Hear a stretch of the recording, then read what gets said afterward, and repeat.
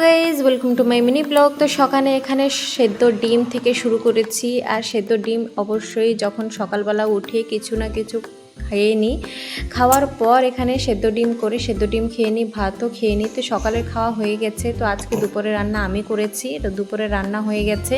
তারপরে ঘুমিয়েছিলাম, ঘুমানোর পরে বিকালে উঠলাম, ওঠার পরে কিছু না কিছু চটপটা একটু খেতে ইচ্ছা হলো, যেটা কি খেলাম।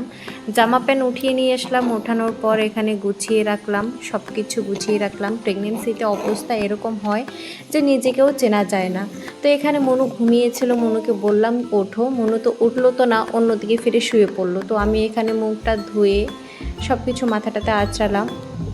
আঁচড়ানোর পরে মুখে একটু পন্স লাগালাম, পাউডার লাগালাম, কারণ মুখটা একটু ফ্রেশ লাগলো। মনু এখানে উঠলো, উঠে মনু গেল মনুর কাজ করতে।